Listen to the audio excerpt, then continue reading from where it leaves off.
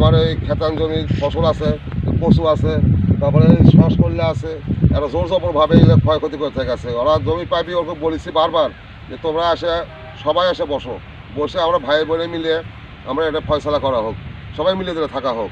তার সত্ত্বেও ওরা জোর জবর করে এসে এই ক্ষতিগুলো করছে। এটা হলো 25 শতক দাগ, এটা সম্পূর্ণ নষ্ট করে দিয়েছে ফসল। কচু আছে শ্বাস করলে, তারপরে একটা আছে 22 শতক ভুট্টা, সেটাও সাফ করছে। আর একটা আছে 16 শতক ভুট্টা, সেটাও সাফ করে ফেলে দিয়েছে। খুব বাস্তানভাবে আসে ওরা একবার ঘুমুত কাছে সম্পূর্ণ ক্ষয়ক্ষতি করতে চলে গেছে। আমার বোন ভাগনারা আসে আমার ফসলের ভুট্টা জমি বহুত ক্ষতি করে ফেলে দিয়েছে। তারা জমি পাইবি, তখন বারবার আমি তাকে বাড়ি বাড়ি ঘুরতেছি, বলতেছি যে তোমরা আসো, সবাই মিলে বসা হোক, বসে ভাই বোন মিলে এটা ক্লিয়ার করা হোক।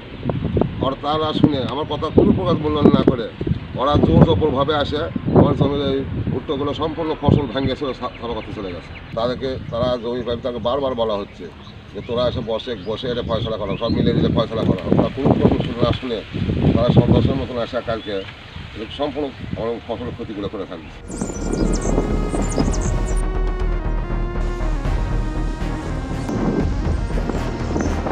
ওয়ালটন আবারও মিলিনিয়ার অফারে ওয়ালটন ফ্রিজ কিনে আপনিও হয়ে যেতে পারেন মিলিয়নিয়ার।